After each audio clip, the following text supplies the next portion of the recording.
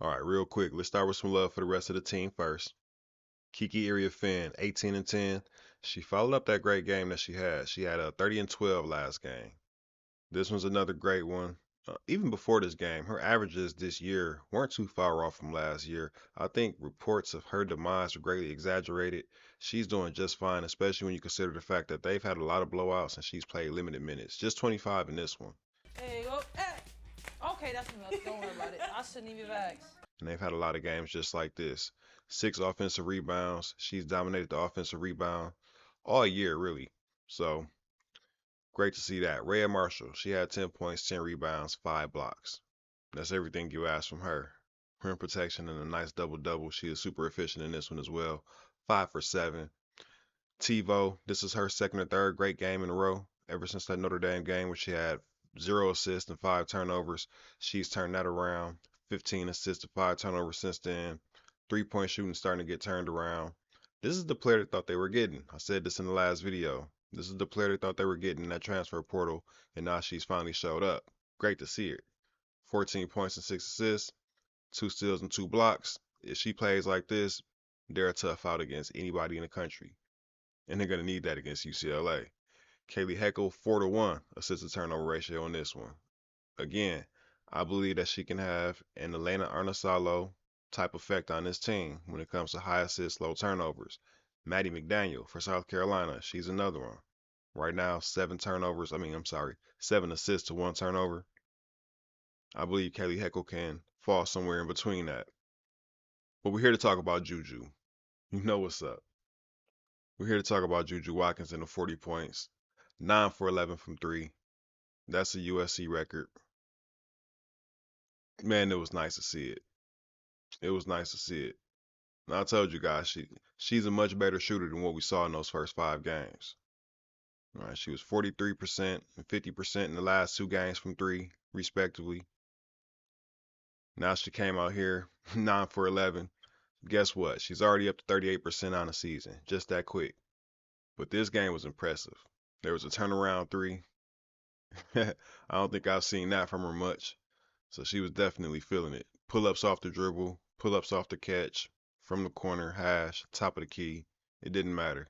All right, she was 12 for 18 in this one. Only 3 of her field goals coming from the 2-point area. That's surprising to see. She's been really attacking that area great. I think 55% on the season, but it was good to see her get it turned around. Regardless of the competition level, we know that CBU, California Baptist, that's not a team that they're 0-8 coming into the game. Let's just cut to the chase. It's not a lot of competition there, but even in some of the games where they were running off 40 to 6 quarters, the 3-point shooting was still bad. So it doesn't really matter the competition. They still weren't shooting well at all, and lately they have been. So that's what's most important. Now, I do have one criticism, and it's a constructive criticism, but it is a criticism.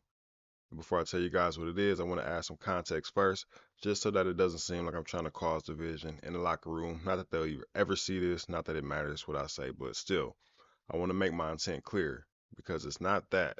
It's just that I want to see them win. And I've seen this article, this study, I'm not sure if you guys have seen it, that shows how player touch, high fives and the like, directly correlated to team winning. Not saying it's the cause, just saying there's a correlation. All right. And I'll just read a little bit of it. I won't give you the whole article, but I will put it on the screen. It says players patting each other on the butt may be funny, but what's not funny is winning games. And evidence suggests that teammates who touch each other liberally on the court, high fives, fist bumps, hugs, pats, and the like, tend to do that better than players who don't. And this is something that's been studied a few times now. I'm not just now hearing about this, but I did feel like it was relevant today. You'll see that they showed even the Dallas Mavericks when they beat the Miami Heat in the 2011 NBA Finals.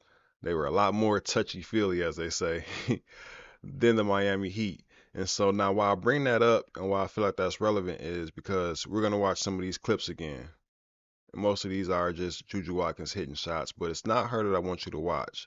I want you to pay close attention to the bench, namely Avery Howell and her body language on the bench and even on the court in some of these plays. And it speaks for itself. I did a mini sticky note session for the people who appreciated that first round that I did. So got some sticky notes there for you guys, but you can pretty much just keep your eyes on the bench and see what's going on there. I don't really have to explain it.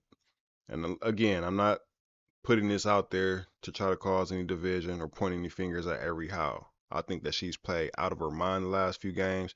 Even in this game, she was 0 for 6, so maybe that has something to do with her body language. But I thought her defense was incredible. I called for her to get more minutes because I think her size is incredible. I think they only have her listed at 6 foot. I saw her standing right next to Juju Watkins. I said she was 6'1" in the last video. She might be 6'2". She's shoulder to shoulder, forehead to forehead with Juju Watkins. She's a very long 6 foot if she's only 6 feet. So I think she's great for the team, but I have to point this out because when we get deep into March, if they're going against a team and they're in a tight game, and that other team is, and it's not just Avery, this is for the whole team. She's just the one that's featured in this video, but this is for the whole team. More of those volleyball meetings, right? In between free throws or before free throws, where the team just huddles up really quick on court, stuff like that. I need to see more of that from the team, and especially from Avery Howell on the bench.